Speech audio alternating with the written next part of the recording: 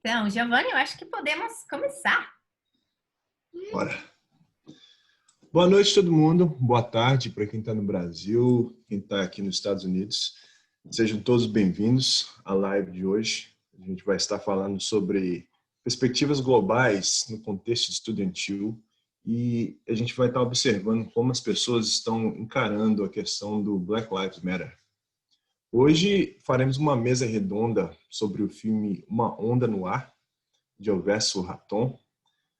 E esse filme é baseado na história da rádio comunitária Rádio Favela FM, hoje intitulada Rádio Educativa Autêntica Favela 106.7 FM, na cidade de Belo Horizonte, no estado de Minas Gerais.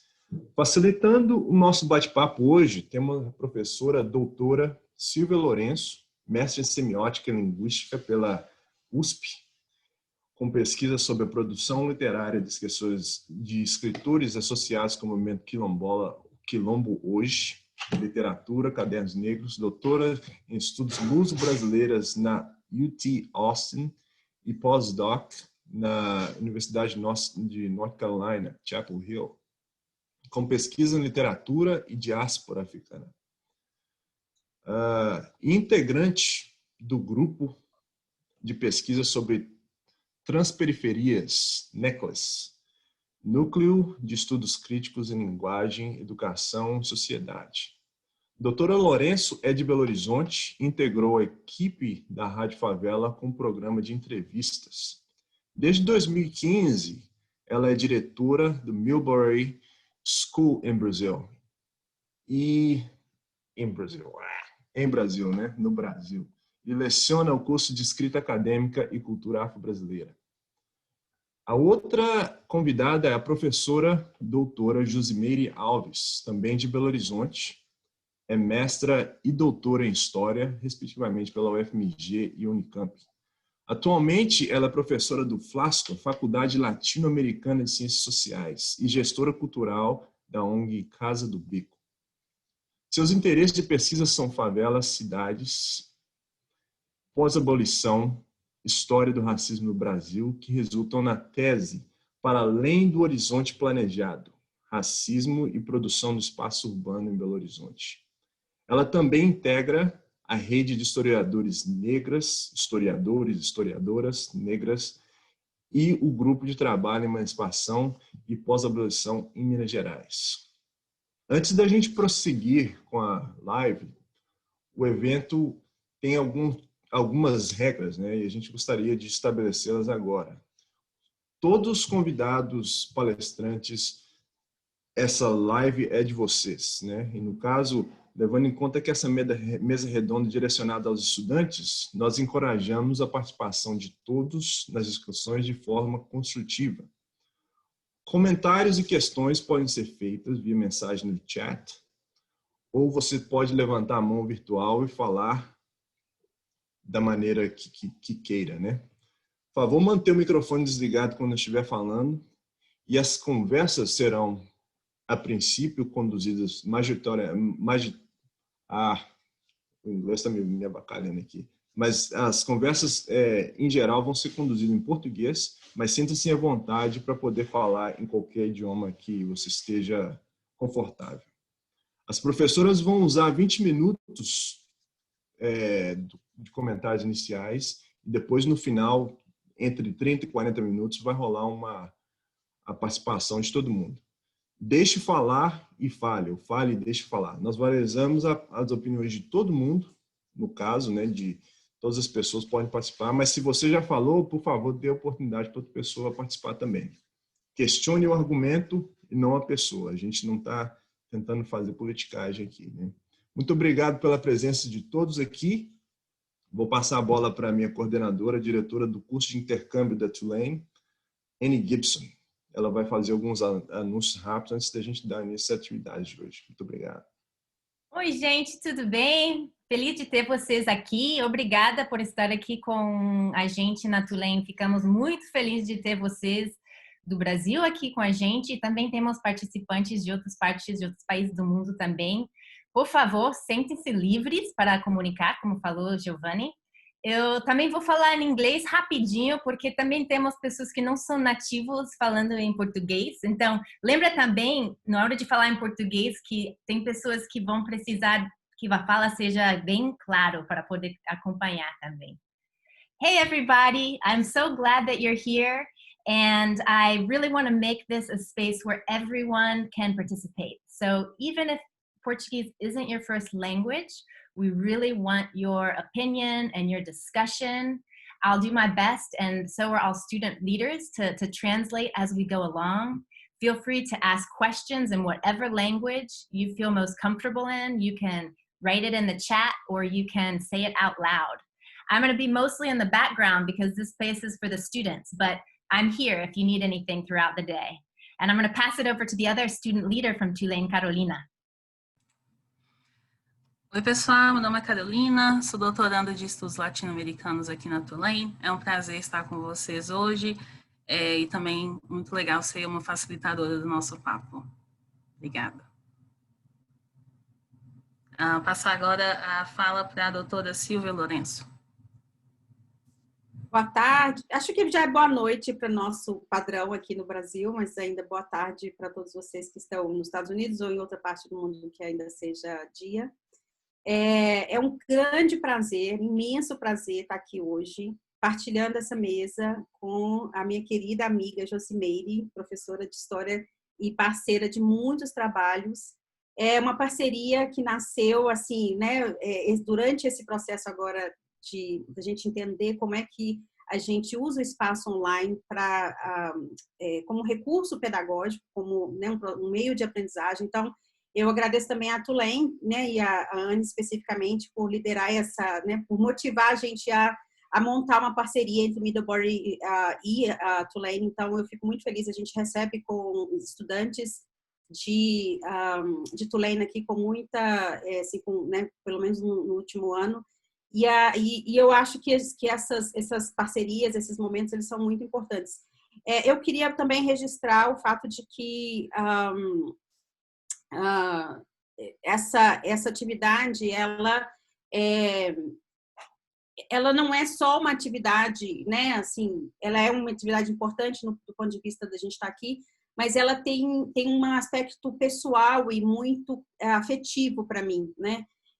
Eu estou vendo aqui pessoas que vieram partilhar esse momento né, e conversar, e são pessoas que algumas eu não vejo há algum tempo, algumas eu falo com elas com alguma frequência, algumas estiveram aqui, foram embora. Então eu estou vendo aqui ex-intercambistas como a Lucy está aí, o Josué, a Lucy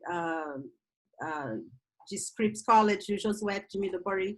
Você tem a Malaika, que foi de Roger Williams, foi para Florianópolis também. Estou vendo gente aqui de Porto Rico, né? Henrique Gonzalez está aí, a minha querida Pamela, lá de Syracuse, está aí. Parceiras aqui do Brasil, a Jussi, que é diretora lá no Instituto Steve Biko, na Bahia. A Maria Zenaide chegou, que também participou, fez uma participação lá no programa, lá na Rádio Favela. Eu pedi para ela, se ela pudesse partilhar também um pouco da experiência dela, ela já chegou. Misael também já está aí, né? A Danielle Black, que foi nossa aluna aqui também em Belo Horizonte, ela conhece Belo Horizonte, veio aqui de Wellesley. Deixa eu ver se eu conheço mais. A Sabrina está aí, estou vendo a Sabrina. A minha querida Viviane entrou. Acho que não sei se eu vou conseguir fazer todo mundo. A Neia está aqui, muito querido. O Rogério da Rádio Favela também entrou. Então, a gente tem hoje um grupo de pessoas aqui, que nessa perspectiva de um bate-papo, e como tem muita gente, como tem um grupo bom de pessoas, eu acho que vocês todos provavelmente têm questões para levantar e para discutir sobre o filme, sobre a população negra em Belo Horizonte, sobre como é que o conteúdo desse filme ele se conecta com essa discussão atual que nós temos hoje sobre o Black Lives Matter. Até agora o que eu falei tá indo bem para entender ou tá um pouco muito rápido? Alguém pode... Tá bom, tá indo, né? Então, acho que a gente tem... É um filme que conta uma história, que é um filme de ficção, mas baseado numa história real. E ainda há pouco eu conversava, né, eu conversava ontem com o Misael e ele dizia da felicidade de ter um filme que representa que tudo que ele queria, né, que estivesse representado, com a história dele representada, da forma ele conseguiu negociar com o diretor e o diretor conseguiu ter essa escuta, né? Porque é muito comum que às vezes você vai contar a história de alguém, você não dá o jeito da pessoa, você não, né, fala de um lugar que é um lugar que a pessoa se sinta representada, né? Mas é um olhar que eu particularmente vejo muitos elementos, né, no filme para discutir questões raciais, e questões raciais não só locais, mas questões raciais globais. Uma das coisas que eu gostaria assim, de pontuar, antes até da gente entrar em algumas cenas e conectar com alguns tópicos, é dizer o seguinte: esse filme ele já vem fazendo parte do meu programa de curso há muito tempo. E eu me dei conta, eu sempre gostei, trabalhei na rádio há muitos anos, enfim, né, tenho uma conexão com a rádio, acho que desde 1993. Eu tinha 17 anos, então minha mãe nem sabia que eu ia para a rádio quando eu ia para a rádio quando eu tinha 17 anos. Então era uma situação assim que é uma coisa que está no meu coração realmente. Mas quando já eu estava nos Estados Unidos, e aí eu acho que provavelmente eu estava no período do pós-doc lá na Carolina do Norte, eu me lembro que um estudante chegou para mim, um estudante de pós, chegou para mim e me perguntou, falou assim, muita angústia, inclusive, ele disse: Silvia, você pode me ajudar? Eu ganhei uma bolsa Fulbright, eu estou indo para o Brasil e eu queria ter alguma indicação de filme diferente de Cidade de Deus, Tropa de Elite e 157, acho que é 174, 157, que é aquele filme do ônibus. Esqueci agora o nome de alguém, pode colocar aí no chat. Então, as pessoas, ele falou com muita angústia, todas as pessoas que eu pedi referência, elas me davam referências de filmes Cidade de Deus, Tropa de Elite e esse outro filme, né, do assassinato lá dentro, no ônibus que foi televisionado. E eu queria saber se tem imagens mais positivas do Brasil, se tem outros filmes, porque todo mundo, né, indica esse filme, e aí você vai para diferentes referências e elas falam sobre o mesmo filme. Então, né, foi um dos filmes que eu me lembro de ter indicado, e depois eu comecei a incluir um pouco né, assim, ter uma perspectiva não só de gostar do filme, mas incluí-lo como um recurso pedagógico mesmo para discutir essas questões. E é interessante que, mesmo agora, né, trabalhando já como profissional trabalhando em Middlebury, eu continuo, às vezes, tendo essa dimensão, né? Tem estudantes que estão aí, eles podem, inclusive, de repente, mencionar isso depois, porque a gente já teve essas conversas sobre o tipo de representação que vai sobre a favela, né? Como é que a imagem que as pessoas têm da favela é uma imagem de medo, é uma imagem de todo mundo está matando, todo mundo está, né, se drogando, todo mundo está né, assim, é uma violência, é o aspecto da violência, é o aspecto da falta, aspecto da ausência, é o aspecto da não resiliência, né? Não há uma agência política das pessoas na favela. Então, as pessoas, elas têm medo, elas não querem associação e elas querem, né, ter essa imagem, então, sempre com essa imagem na favela como um espaço da degradação. É um espaço com muitos problemas estruturais, sociais, mas, assim, a gente consegue ter elementos de discutir vidas ali, né? São vidas, é uma população majoritariamente negra, né? É um espaço segregado dentro da cidade, né? Não é um espaço em que você tem uma maioria de pessoas brancas, é um espaço que você tem uma maioria de pessoas negras, e mesmo dentro do espaço onde tem essa maioria de pessoas negras, você tem uma geografia que pode, que inclusive, projeta uma imagem de que algumas pessoas que são brancas dentro desse espaço, às vezes elas têm os melhores comércios, as melhores casas, né? Então tem, né, às vezes até a melhor educação. Então você tem, mesmo dentro de um espaço que é teoricamente homogêneo do olhar de quem está de fora, ele consegue reproduzir internamente a mesma estrutura racista, né, que está nessa dimensão que a gente, na década de 80 e 90, a gente usava a expressão morro e asfalto. Hoje acho que não está sendo tão usada, mas foi usada essa ideia de o morro, né, como a comunidade,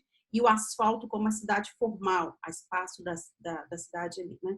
Então, o filme, ele traz, né, uma perspectiva não só de pensar jovens que estão ali buscando exercer essa cidadania, projetando eles, né, projetando a sua perspectiva de futuro, de intervenção na sociedade, né, de recusa a entender a vida como do jeito que ela é e de busca de um outro lugar. Dizer, o ar não tem dono, né? Essa frase é muito importante. O ar não tem dono. Ou a gente pode pegar né, a nossa metralhadora é o microfone. Isso é um aspecto muito importante. Mas além dessa dimensão de projetar uma imagem de agência política, o filme também projeta uma série de outros elementos que estão conectados com o debate sobre a questão racial no Brasil, sobre um debate antirracista, um debate pela igualdade racial. Por exemplo, eu vou citar talvez um ou dois. Depois vocês podiam me mandar aqui, porque eu não estou controlando meu tempo. Eu acho que mas eu vou tentar colocar 3 pontos, jogar 3 pontos para a gente pensar, porque eu sei que vocês têm outras questões que vocês vão trazer e a gente talvez vai depois comentar um pouco dessa ideia do surgimento da rádio né, no período da redemocratização, no período do pós-abolição ali. Mas se vocês pensarem, né, entenderem os elementos que estão presentes, inseridos dentro da rádio, que são dentro do filme, que são elementos que a gente quase não, né, se você não tiver muito antenado com o que está acontecendo com as questões raciais aqui no Brasil, você perde muitos elementos extremamente ricos, né? Alguns deles, por exemplo, na hora que o debate sobre educação, né? O filme, a marca temporal dele é de 1993, mas o filme foi lançado em 2002, né? Então, assim, tem uma anterioridade aí de demarcação dele, mas eu perguntei ao Misael, mas eu me lembro desse filme antes, e ele mencionou que na verdade, a rádio começa, nessa ideia de rádio, começa em 1985. Então, você está indo no período, né, ali no finalzinho da ditadura, e você já está lidando com uma dimensão de não estar satisfeito com esse silêncio ou essa estigmatização dessa população negra favelada, né, que quer ter direito também de falar, de se representar. Mas essa temporalidade ela é muito importante porque em 1993, quando o filme, né, quando a marca do filme aparece ali, você vê ali logo no início a imagem do Jorge na escola, né? Ele tinha uma bolsa, o personagem tem uma bolsa, o colégio aqui é o Colégio Marista, que é, né, os colégios católicos são colégios privados, como você sabe, nos Estados Unidos. As escolas aqui têm o inverso, né? As escolas de primeiro e segundo grau, ensino fundamental e médio, as de melhor qualidade, elas são pagas. Você tem que pagar para você ter acesso à universidade gratuita. Então, você gasta todo o seu dinheiro antes, quem pode, e aí você acessa a universidade pública, federal, gratuita. E se você não faz isso, você vai ficar na escola pública, que não, né, que a qualidade é desejável, e aí você não vai ter as condições para passar no vestibular para ter acesso a essa universidade, então você vai para a universidade particular, e aí você vai se matar de pagar depois. Então, essa lógica ali, aquele momento da escola, ele está muito em diálogo com todo um debate que o movimento negro vem estabelecendo, que é a dimensão do acesso e permanência com sucesso no sistema educacional. Mas não só isso, né? Esse é um dos temas de entrada e acesso, entrada e permanência com sucesso na universidade, ou no sistema de educação de qualidade, mas também a dimensão de uma decolonização do currículo. Porque, se vocês percebem, o Jorge já estava inserido ali dentro da escola, ele estava lá, mas toda a história que ele trabalha, que ele está ali discutindo, ele tinha todo um desgaste, né, político ali para dizer, não, essa história não é verdade, essa história aí que a princesa Isabel assim, aboliu a escravidão não é verdade. Isso também está em consonância com essa discussão da decolonização do currículo, que muitos pesquisadores, assim, dentro de nomes que já tem acumulado, acho que a educação é uma das áreas que o Brasil tem mais acumulado, né, que o movimento negro, os pesquisadores e pesquisadoras negros têm acumulado nesse debate, é esse debate de entrada e acesso de permanência, a entrada e acesso de permanência com sucesso, a decolonização do currículo, né, uma revisão curricular, né, e também essa dimensão de você pensar né, o que significa a universidade. Você pensa, por exemplo, a forma como a mãe do Jorge, como ela era incisiva, dizendo: você não vai usar esse dinheiro para gastar na rádio, porque você tem que pagar a faculdade, você tem que pagar isso para a sua faculdade. E eu me lembro de perguntar ao Misael, aquele momento ali, aquilo é real? A sua mãe achava mesmo que tinha que pagar a faculdade? Porque naquele momento, aquela cena, ela só pode levar para a gente entender que ela nem pensava na ideia de universidade pública e gratuita, que eram as universidades federais, né? Porque o sonho de todo mundo é entrar para a Universidade Federal. E naquele momento, a mãe dele já estava assim, guardando dinheiro para ele ir para a universidade, porque ela achava que toda a universidade era paga. Tal a distância de ideia, né, entre o acesso ao ensino universitário e a população da periferia, né? A gente tem no filme, a gente já espera que a gente possa desenvolver uma série de outras coisas. Um outro ponto, que é a dimensão do Estado, né? A presença do Estado, a presença e a ausência do Estado, né? Você tem uma ausência de água, luz, você vê que as pessoas, elas não têm problema, né? Elas têm problemas básicos de saúde, a pessoa vai lá procurar o dentista, né? Você vê que essa próprio discurso sobre a escola, ele é uma questão problemática. Tem todo um discurso de trabalho informal. O Jorge lava carro, né? Naquela idade já está lavando carro. E tem também essa dimensão da presença do Estado, porque o Estado, ele aparece como o aparato policial, né? E a polícia, quando ela sobe, né, aquele momento em que a polícia, os camburões estão subindo o morro, todo mundo se mobiliza para dizer: olha, vai ter guerra, né, fique, cuidado, sai daí, né, todo mundo para suas casas, porque eles acham que vai ter um confronto com traficantes, né, porque a polícia está indo lá para fazer uma busca de criminosos, ou de fazer, né, todas as cenas de violência cotidiana que a gente assiste nas comunidades da periferia, que em Belo Horizonte não é diferente. Mas ela vai não para esse grupo de criminosos, ela vai para a rádio, que é uma outra dimensão de como que o Estado também está ali nessa dimensão de repressiva dele, a partir de uma organização que está surgida ali da comunidade, né? Um terceiro ponto que eu acho que a gente pode depois desenvolver são os recursos, as dimensões culturais, né, que você tem ao longo do filme. Você tem dimensões, acho que a Carolina estava querendo discutir um pouco sobre a questão do repertório musical. Você vê que Racionais é muito presente, o rap é muito presente. Inclusive, no ano de 1990, deixa eu lembrar, fazer minha colinha aqui, porque foi no ano de 93 que também Racionais lançou o álbum Raio X do Brasil, né? Com uma das músicas mais famosas daquele fim de semana no Parque. Depois, em 2002, ele lançou, quando o filme foi lançado, ele lançou o álbum Nada Além, Nada Como Um Dia Após do Outro. Mas você tem, então, toda uma relação entre o samba, o rap, o samba, que são os dois elementos mais importantes. Mas a gente também tem ali referências dos bailes blacks, a gente tem referência ali de grafite, a gente tem referência ali de como que anda?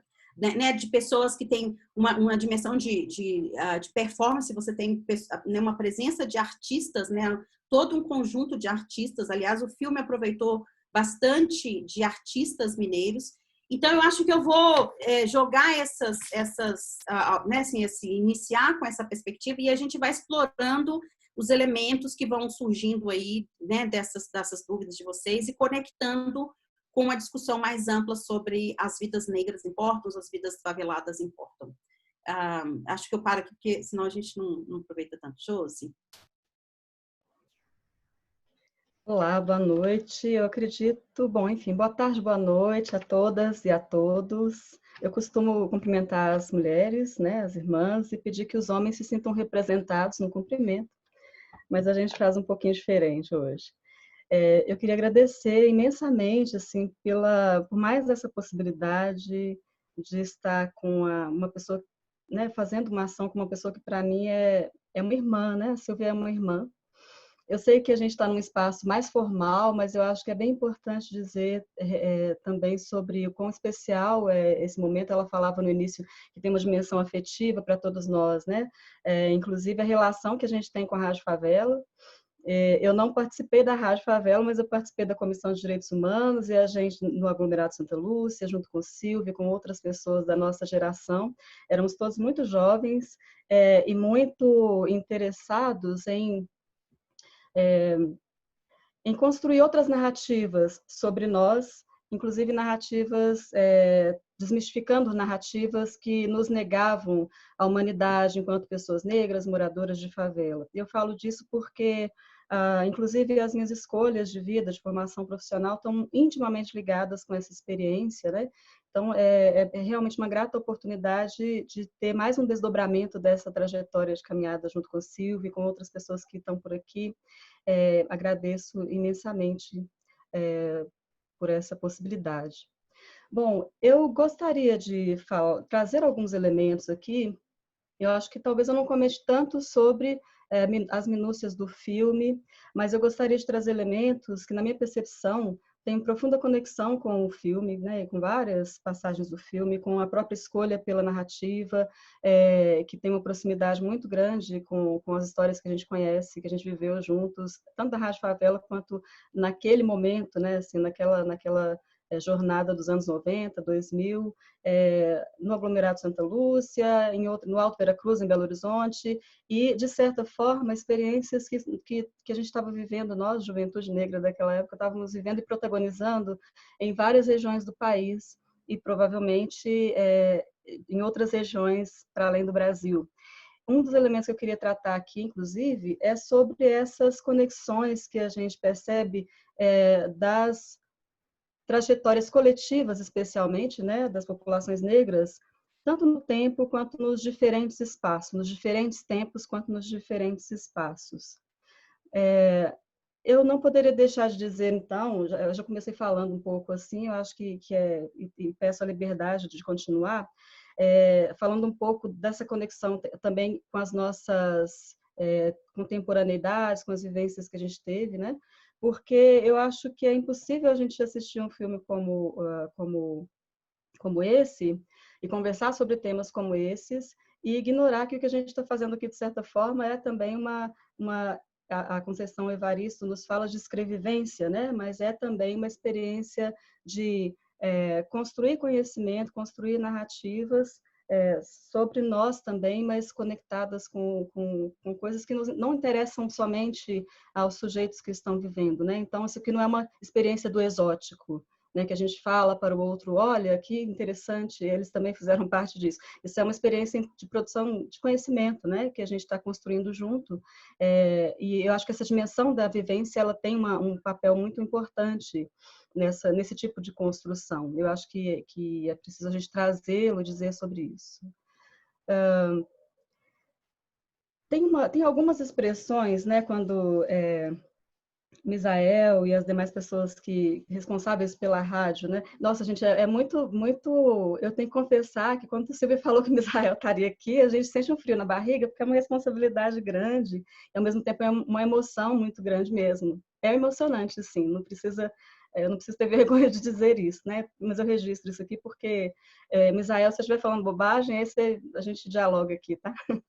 Mas é porque tem algumas expressões, quando especialmente iam anunciar, né, a rádio.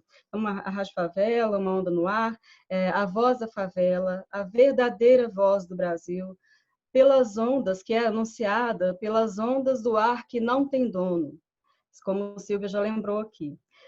Essa expressão do pelas ondas do ar que não tem dono, ela me evoca uma coisa muito especial, que é muito, muito especial, muito dolorosa, construída de maneira muito dolorosa no Brasil, né, nas experiências das populações, das comunidades negras no Brasil, historicamente, que é a experiência da liberdade. E a experiência da liberdade e da precariedade da liberdade, tanto no passado, nos tempos de cativeiro, como diziam os nossos mais velhos, as nossas mais velhas, quanto nos tempos de pós-abolição. E aí eu chamo atenção para um parênteses que a gente tem, eu não sei exatamente para quem não é do Brasil, né, a familiaridade que vocês têm com a história do Brasil, mas é uma experiência também a da escravidão e da liberdade, que não é apenas uma vivência do Brasil, mas de todas as sociedades que passaram pela experiência escravista, né, pelo impacto do tráfico de seres humanos, né, escravizados desde a África. Então, no Caribe, nos Estados Unidos, a gente tem experiências similares, mas é o fato de que no Brasil, de maneira especial, a gente, antes de 1888, a gente tem uma porcentagem muito grande de pessoas escravizadas que conquistam sua liberdade e vão gerando gerações e mais gerações de pessoas livres, ao ponto de que é uma porcentagem pequena, mas considerável, né, de escravizados existia no Brasil quando, de 1888, foi abolida a escravidão formalmente no país. Eu trago essa experiência e ressalto essa experiência de liberdade porque ela foi construída pelas agências, né, pelo protagonismo de pessoas, assim como aquelas que estavam protagonizando a experiência da Rádio Favela. É desse tipo de continuidade, guardadas as respectivas diferenças de tempo e espaço, que nós estamos falando. Assim como a gente tem experiências de construção e de produção da liberdade em outras sociedades que passaram pela mesma experiência da escravidão e do racismo, que nos acompanha e que, no caso do Brasil, constitui fortemente a sociedade brasileira, né? Mas isso não é uma exclusividade da nossa sociedade. Bom, fechando esse parênteses, eu gostaria, então, de chamar a atenção para que eu vou falar uma coisa um pouco clichê, mas esse anúncio, eu ia falar grito, mas esse anúncio tão enfático de que a gente pode falar por nós sobre a nossa vivência, sobre o que nos interessa, a gente pode construir e representar a nossa história, a nossa vivência, as nossas reivindicações, da maneira como a gente entende que deve fazer, e ninguém vai nos deter nesse intento, né? Isso que é expresso pelas ondas do ar, que não tem dono, né? Nós também não temos dono. Então, ainda que os nãos sejam nos impostos historicamente, em todo o tempo e espaço da história da sociedade brasileira, especialmente, Silvia chama muito bem que a gente está vivendo um período pós-ditadura militar no Brasil, e a ditadura militar no Brasil ela tem conexões muito fortes com o mesmo modus operandi, né, de repressão das vidas negras, né, das comunidades, dos sujeitos, dos indivíduos negros, tanto no tempo de escravidão quanto no pós-abolição. Outro traço de continuidade. E o pós-abolição, a gente fala do imediato, pós-1888, mas fala também das experiências que repercutem ainda na nossa sociedade. Repercutiam fortemente na temporalidade da Rádio Favela, do início, mas também repercutem ainda hoje. Isso é muito importante, chamar a atenção para essas conexões com o passado, que muitas vezes a gente não consegue vislumbrar, né? E a gente costumava falar muito, né, Silvia, nas nossas experiências, as nossas vivências, né, com direitos humanos, com a luta racial e tudo, da importância da gente entender que nós não estamos inventando a roda. Por mais criativos que nós estejamos sendo, tem uma experiência ancestral, não de sofrimento unicamente, tem um aprendizado, uma experiência ancestral daquilo que muita gente chamaria de resistência, a gente pode dar outros nomes, mas que é fundamental e que, no meu entendimento, a partir das experiências de vida, mas especialmente também de pesquisas, fica cada vez mais patente, no meu entendimento, que essas experiências de construção da liberdade em condições profundamente adversas, elas ajudam a constituir a democracia no Brasil, ajudam a constituir a democracia nos Estados Unidos, nas sociedades que viveram esse trauma da escravidão, né? Ajudando a construir no Brasil de maneira muito fortemente as noções de cidadania, né? A gente, mais uma vez, não sei em que medida vocês conversam sobre isso, mas a gente é uma sociedade cuja república foi instaurada por meio de um golpe, e a democracia constituída aqui, as noções de liberdade estão muito vinculadas ao liberalismo, e elas foram profundamente apropriadas pelas classes dominantes, né, as antigas elites escravistas, que não tinham, inclusive, nenhum interesse em abrir mão, né, no regime escravista no Brasil. Então, a experiência de liberdade que a gente constrói aqui, de democracia, ela não engloba, né? não incorpora essa população negra, né? E a gente tem repercussões disso nas nossas vidas ainda hoje. A violência que nos atinge, assim como atinge as pessoas negras que vivem nos Estados Unidos, né, que motivam os movimentos atuais que a gente tem vivido, de dizer basta é basta, a gente ainda tem que dizer que vidas negras importam, ainda tem que explicar que vidas negras importam no século XXI, né? Assim, a gente tem então a dimensão do quanto essa força da escravidão, né, do racismo, dessas sociedades constituídas a partir da violência antinegro, que elas ainda têm. Mas eu acho que é mais do que falar sobre essa experiência de dor, é falar, e eu acho muito importante falar disso aqui, porque isso não é a história contada normalmente. A Lúcia está aqui, foi muito bom ver a Lúcia aqui. A gente teve a oportunidade de ter uma experiência, né, com um curso, e a Lúcia sabe que eu falo de histórias, eu costumo brincar falando sério, que eu falo de histórias que ninguém quer contar, ou que as pessoas falam que não é possível contar. E essa história da cidade que eu estou dizendo aqui não é uma coisa que eu estou dizendo em termos do que eu acho, né? Assim, de que a cidadania brasileira, a democracia na sociedade brasileira tem sido fortemente constituídas pelas experiências protagonizadas de resistência da população negra. E isso não é a parte da história que não é contada, porque nós somos negligenciados, né? O lugar da vítima ou o lugar do esquecimento são os lugares que entenderam que nos cabia, né, nas narrativas que são construídas para a sociedade brasileira, e eu acredito, mais uma vez, que isso não seja exclusividade do Brasil. E ainda assim, mesmo que esse protagonismo e essas experiências elas não sejam narradas por quem detém o poder, elas existem e elas constituem a nossa sociedade e ao constituir, né, ao dizer assim, olha, em Belo Horizonte, por exemplo, não tem uma narrativa sobre essas histórias, mas a gente tem uma população que se autodeclara, inclusive entendendo que tem pessoas que não vão se autodeclarar assim, como pardas e pretas, ou seja, como pessoas negras, e constituindo a maioria da população da cidade autodeclarada, 52%, se não mais agora, né, segundo os últimos dados que a gente tem do IBGE. Assim, a mesma coisa a gente vê na região metropolitana de Belo Horizonte, a gente vê em Salvador, a gente vê em outras grandes capitais, em São Paulo, no Rio de Janeiro, na experiência brasileira, né, de que essa população que se desejou, agora nós não precisamos mais da força de trabalho dessas pessoas que nós exploramos durante mais de 400 anos, então não precisamos mais de vocês, e todos os esforços para que essas experiências, tanto no campo do simbólico quanto das existências das pessoas, fosse eliminada nos projetos de nação e de república que se constituíram aqui, a despeito de todos esses esforços, esse protagonismo silenciado nos permitiu estar aqui hoje, inclusive falando sobre isso e problematizando e dizendo, junto com as outras populações negras no mundo, que é preciso que a gente definitivamente não é mais aceitável, né? Nunca foi, mas definitivamente não é mais aceitável, não é mais tolerável que se pratique tanta violência contra nós.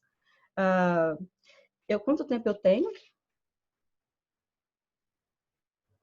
Alguém pode me dizer? A gente pode ir concluindo para ter espaço para as perguntas também. Ok. Eu ia falar sobre algumas coisas mais específicas, né, dessas experiências que eu estou dizendo aqui, mas eu acho que é importante a gente ter espaço para trazer outros elementos do filme aqui para o debate, né? Eu acredito que também a gente tem oportunidade em relação a isso com as perguntas. Mas é isso, eu queria enfatizar essa conexão entre o passado e o presente que o filme nos traz, né? Embora não seja uma narrativa ficcional, como a Silvia falou, mas muito, muito fundamentada nas vivências, né? Na chamada vida real, e que traz profundas conexões, é muito vivo, né? Assim, com o passado. Obrigada.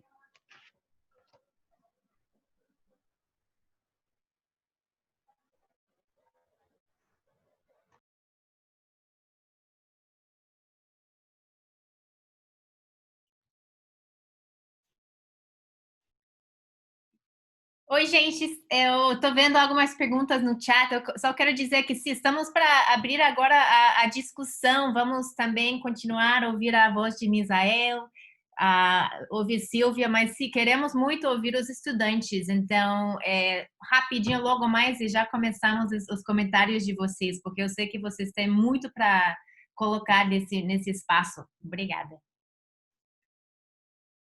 Eu vou só mostrar uma vinheta da rádio, para todos que a gente escute um pouco a rádio, mas é uma vinheta do programa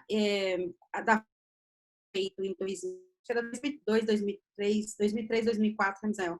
Então, era mais assim, era um programa de entrevista. Negro de atitude e expressão! Voz negra pelas ondas do rádio. Quilombo Favela, a formação da opinião brasileira. A nossa cor nos impede de ficarmos para trás. Então não pare, não pare, não. Se não lutarmos, o racismo nos joga para trás. De segunda aqui na 106,7 Favela FM. Está entrando no ar pela 106,7 FM, Quilombo Favela.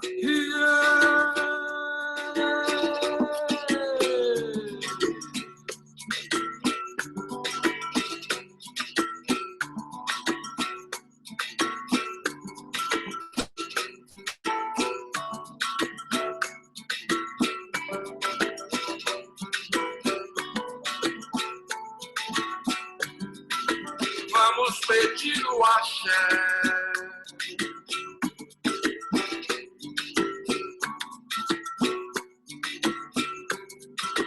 Vamos pedir o axé.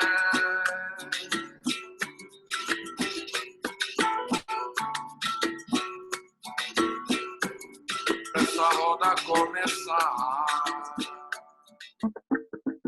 Você está ouvindo pela 106,7 Quilombo Favela. Apresentação, Silvia Lourenço. Nós estamos conversando aqui com a professora doutoranda em Sociologia pela Universidade Michigan State University dos Estados Unidos, a professora Luísa Barros, ela que também leciona na Universidade Católica de Salvador e coordena o projeto Raça e Democracia nas Américas. Luísa, muito obrigada pela sua disponibilidade de estar aqui, enfim, batendo um papo com os ouvintes do Quilombo Favela.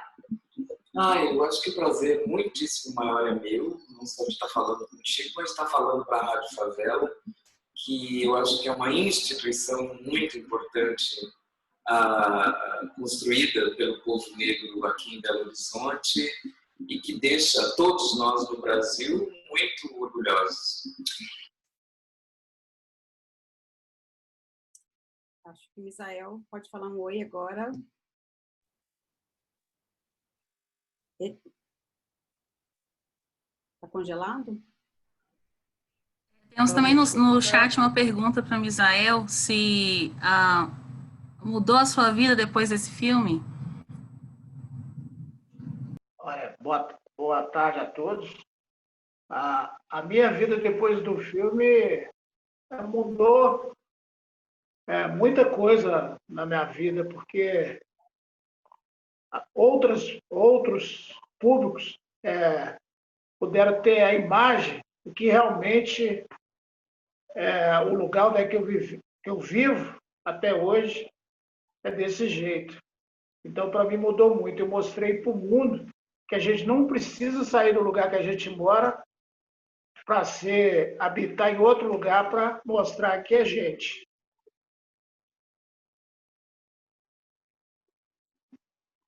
Deu para entender? Sim, sim. Obrigado pela contribuição. O pessoal pode também participar com a voz falada, não necessariamente só no chat. A gente tem aqui também uma pergunta da Lucinéia, educadora em uma creche aqui na periferia. Gostaria de orientações de como iniciar essas questões com os pequenos. Pergunta aí para os nossos convidados. Como iniciar essas questões com pequenos numa creche? Eu ia sugerir que a gente pegasse pelo menos assim 3 pessoas que quiserem fazer comentários ou perguntas e a gente fazia um bloco. Ou será que é possível, Caroline? Sim, a gente pode organizar.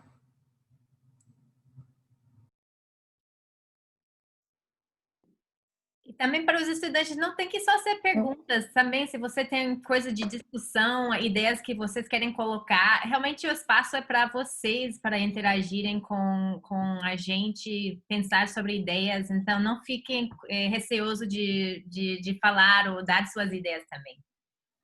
Obrigada pelo espaço. Eu só queria colocar uma pergunta para vocês.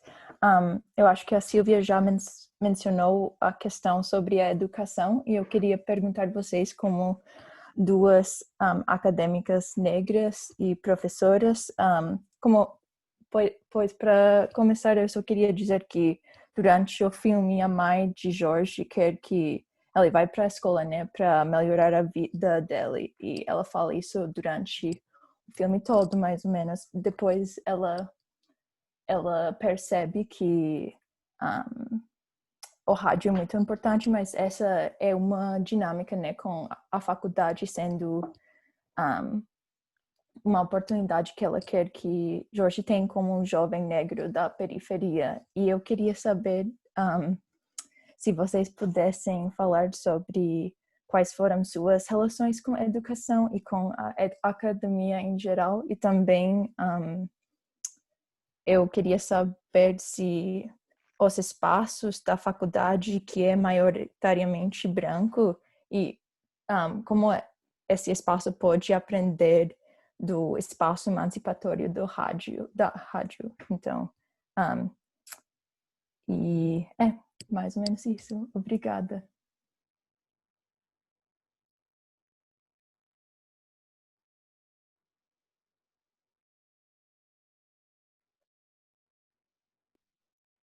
Mais algum comentário ou pergunta? Porque aí a gente junta, porque tem a sobre educação infantil, essa sobre educação maior, e depois, se a gente pudesse ter mais uma, a gente já faria um bloco de... Boa noite. Primeiro, uma satisfação estar aqui, estou muito feliz.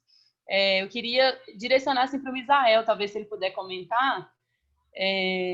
Naquela época, né, a rádio, assim, a rádio ativa, levando informação, comunicando com a população preta e favelada, como que o potencial disso hoje para a gente, assim, o potencial de ter uma comunicação direta, de ter uma rádio feita da favela, partindo da favela, né, comentar um pouco sobre isso, assim. É isso. Ou pode, né? Olha, para mim, naquela época... Posso responder? Para mim, naquela época, foi muito importante, ainda é hoje, porque no meio radiofônico só existia a voz das pessoas poderosas, dos empresários do meio de comunicação, do qual a periferia não tinha acesso a esse meio. Então, através da comunicação que nós fizemos daqui da favela para o asfalto, foi que a população negra foi ocupando mais as universidades, os espaços da cidade que são nossos, que até então não eram ocupados. A população negra se sentiu mais encorajada, empoderada para poder discutir. Como o programa Quilombo Favela, que já vai fazer 20 anos, acho, todo mundo da época me chamou de louco. Falou, pô, o que você vai discutir preto? Vai chamar uma mulher para participar do programa? Eu falei, não, parceiro. O lance é o seguinte, a gente tem que ter todas as vozes, e as mulheres também são a maioria. Até então, ainda não tinha feito um censo que falava que as mulheres em Belo Horizonte eram a maioria. Então, foi quando eu somei com o Morro do Papagaio, com todas as favelas, para as pessoas terem noção de que a cidade é nossa. Belo Horizonte não é só a Avenida do Contorno, é um todo. O entorno também é nosso. E o surgimento da Rádio Favela com o som dos negros favelados, ele deu uma outra cor no rádio, né? E as pessoas que não são da periferia puderam entender que aqui vivia pessoas. Até então, a favela era mostrada de um jeito violento. A página 13 do jornal tinha programa de polícia, que era taxado só os favelados. E aí, com a nossa voz no rádio, nós começamos, o programa começava às 5 horas da tarde, eu e a Silvia fazendo um programa, enquanto as outras emissoras falavam de onda de violência, a gente buscava os caminhos ideais para a população negra ocupar os espaços que de direito são nossos. Isso foi para mim, há muito tempo atrás, que eu enxerguei hoje,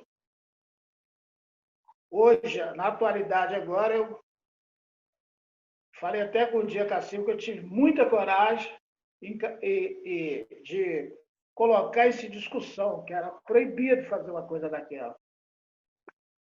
Acertei. Hoje é muito chique ver a porção de mulheres negras na faculdade. A Silvia, no dia que eu soube que ela virou doutora, ela não sabe. Eu teve foguete, falei, pelo menos um preto passou. Entendeu? E é bacana, muito chique a gente ver os pretos da universidade ocupando os lugares. E a gente tem que ocupar, o mundo é nosso. Por quê? Vidas de favelados importam muito. Tem muitos talentos aqui, mas a gente precisa de espelho. E para a gente fortalecer a nossa permanência como espelho, nós temos que voltar, né, para buscar os nossos, que ainda estão do lado de fora, que não acredita que o espaço da escola, da Universidade Federal, que é muito disputado, que é nosso também. Eu sempre acreditei que o negro, o pardo, ele sempre foi igual a qualquer outra pessoa. A diferença é a negação que eles dão para a gente. E eles colocam toda a pessoa parda e negra dentro de uma bolha. Quando é ladrão, é assassino. Ele tem que estar dentro de uma bolha e de um rótulo. E comigo, nunca teve isso. Eu nunca acreditei que a universidade não fosse para mim. Através do rádio, depois de velho, que eu vim cursar a faculdade, que eu entendi isso. A universidade é para todos. Eu já acreditava nisso há muito tempo. Com o rádio, eu fiz muitos negros ocupar a faculdade. Aí, depois que eu fui para a escola, voltei de novo e concluí um curso de comunicação e um outro está em andamento, que eu tranquei, que é de direito. Mas eu acho que a melhor coisa que eu já fiz na minha vida, foram duas coisas, a outra eu falei com a Silvia, é em ver as negonas, né? Os caras falam que a gente quer discutir luxo e quer ostentação. Quem que não gosta de dinheiro? Quem que não quer ter sua negona com um chofer dirigindo para ela, sua mãe ir no supermercado e nas lojas mais caras? Isso é direito meu, de qualquer negro, de qualquer pessoa nesse planeta. E eles não querem isso para a gente. E aí, quando você entra numa live, você vê duas negonas de favela, a Silva ainda fez questão de falar, eu fui ao mundo inteiro e voltei para a favela. Aí é que dá vontade de se viver igual zumbi, mais 300 anos para falar aqui, ó, meu exército eu formei. Na época de Zumbi, ele formou um exército. E eu formei um exército de negona, de mulheres e de homens que são capazes de renovar esse país através do rádio, através da fala.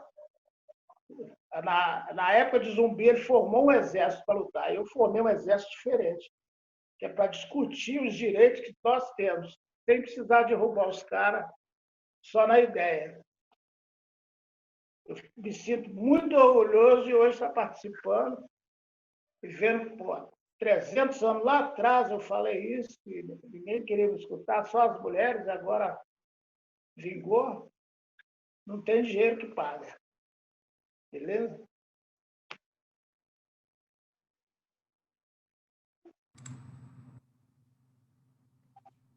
Silvia quer falar? É que a Anne tem duas pessoas na fila aqui, nós temos duas questões, né? E talvez a Anne, para encerrar esse bloco, a gente ouvir essas duas pessoas e aí a gente fecha, porque já estamos, o tempo já está quase. Rogério, Vamos, Gabriel, Rogério. Maria, Ana, Cláudia, por favor, pode falar o que quiser. Eu poderia começar? Vamos lá, pode à vontade. Muito obrigada, muito obrigada. Assim, eu sou uma estudante preta do ensino médio de Salvador. Se eu chorar aqui, me perdoe, porque eu fico muito emocionada com essas coisas, porque eu me sinto muito representada tanto nesse ambiente, e o filme foi uma coisa que me comoveu muito, né? Porque é a história do povo preto, sabe? No período pós-abolicionista, né? A nossa raça, ela foi segregada, até hoje ela é segregada.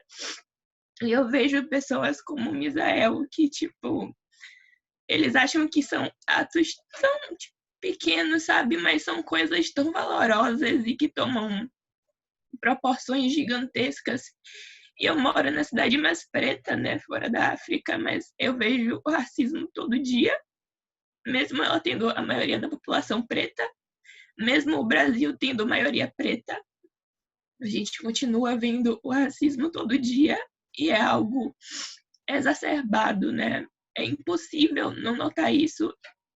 E eu fico muito feliz de estar aqui com mulheres pretas que se formaram, que servem de inspiração para mim, que estão aqui nessa roda falando sobre a vida delas, falando sobre o papel delas dentro da nossa sociedade, que é mais do que essencial para as nossas crianças, sabe?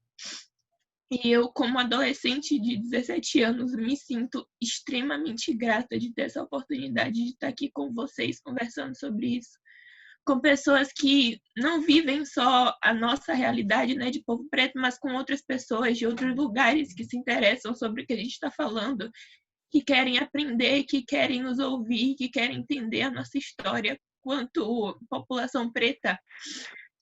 E eu fico extremamente grata de estar aqui, vou falar isso mais uma vez, extremamente feliz também de estar, por exemplo, com o Misael aqui, que é uma pessoa de extrema importância. Eu fiquei muito triste, sabe, pela questão de eu não conhecer esse filme ainda, e foi um filme que eu consegui refletir muito. Quando a gente fala sobre esse filme, a gente também percebe a demonização da cultura preta, né? Demonização de tudo que vem do preto, do que o preto produz é algo ruim, do que o preto fala é algo que não tem importância, como a gente viu no filme, né? Quando os policiais abordavam ele e falavam que ele estava falando aquilo para uma população ignorante, porque ele não precisava falar aquilo para o povo preto, porque o povo preto da favela não ia entender o que ele estava falando. Sendo que o que ele estava falando é justamente o que as elites, né, as grandes autoridades não querem que ele fale. É aquilo que destrói elas, é isso aqui, é o que a gente está fazendo nesse momento, sabe? É o que vai quebrando toda essa construção racial e social do Brasil. Porque a desigualdade no Brasil, ela é algo legalizado, né? Algo institucional, e não é muito difícil de se perceber isso. Então, mais uma vez, eu quero muito agradecer pela oportunidade de estar aqui com vocês. Muito obrigada.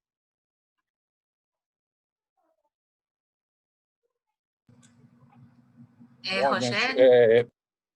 Rogério, eu sou Rogério Rego, sou morador do aglomerado Serra, comunicador lá na Rádio Autêntica Favela FM, sou conselheiro tutelar aqui em Belo Horizonte. Inicialmente, eu quero parabenizar, né, e cumprimentar a todos em nome da Silvia Lourenço, né, tive o prazer de conhecer, e em nome do Misael, que é um amigo aí de longa data, né, um parceiro aí. Abraço a todos aí. Silvia, no início da sua fala, eu percebi você falando um pouco do filme, falando sobre a questão da repressão, né? De cenas lá, né? Da polícia subindo o morro, então tem muito disso. O filme fala dessa repressão. O que me incomoda hoje é que hoje nós temos atualmente um problema maior ainda, porque aquela repressão que era direta, que ainda acontece quando a polícia entra aqui no aglomerado, né? Essa repressão direta, você percebe e consegue até enfrentar de uma maneira melhor. Só que hoje essa repressão ela vem como um inimigo velado. Hoje, só para dar alguns exemplos, né, e depois eu gostaria que o Misael comentasse sobre isso. Por exemplo, a gente tem uma rádio comunitária, né, que você citou, lá do Alto Veracruz, quando você lembra, né, o pessoal lembra aí do Alto Veracruz, que é um complexo, né, um aglomerado igual o aglomerado Serra. Tem uma rádio comunitária lá, que já eles ficaram praticamente uns 10 anos com os equipamentos também todo confiscado, e conseguiram legalizar. E ontem eu estava conversando com um amigo de lá, e ele me disse que há 2 anos eles legalizaram, mas não conseguem colocar no ar, porque a burocracia não permite. Todas as vezes que eles tentam, cada vez pede um documento a mais. Aí eles vão lá, cumprem todas as exigências, aí vem outro documento. Eles não conseguem colocar no ar. Então, esse é um problema. E eu vejo também as rádios comunitárias e a rádio educativa, né, que a Rádio Favela é uma rádio educativa, muito a questão do Ministério Público, a fiscalização. Então, o Misael um dia comentou comigo, de repente ele vai lembrar disso, gostaria que ele falasse pouco. Ele comentou, falou: Rogério, eu preferia naquela época que não era legalizado, porque a gente conseguiu enfrentar. Hoje é muito mais difícil. Por quê? Porque a legislação vai cercando de uma maneira que as rádios não conseguem sobreviver, as rádios comunitárias não conseguem realmente dar voz ao povo. Então, essa é uma dificuldade, esse inimigo velado. Então, gostaria que o Misael comentasse um pouco sobre isso, também a Silvia. Obrigado aí pela participação, gente. Pode fechar esse bloco, né, Anne e Carolina? E depois tem outro bloco.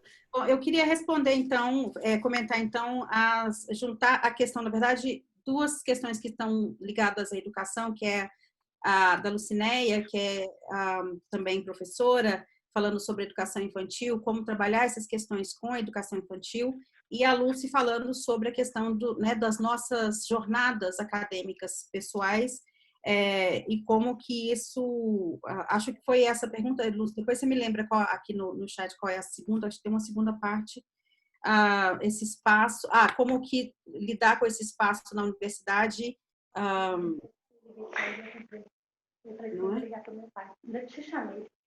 precisa não. Leide, eu estou escutando a Leide, Misael, fala com ela. Desliga o microfone.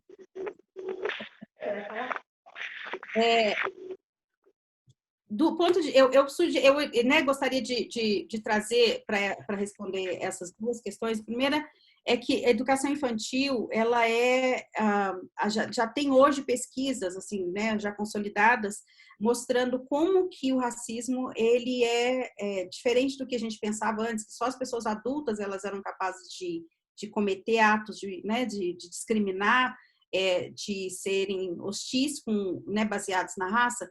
Algumas pesquisas na educação infantil têm mostrado que o ambiente da educação infantil, das escolas infantis, eles também reproduzem questões de racismo, porque as crianças elas trazem esse elemento para dentro da escola, coisas que elas aprendem em outros lugares.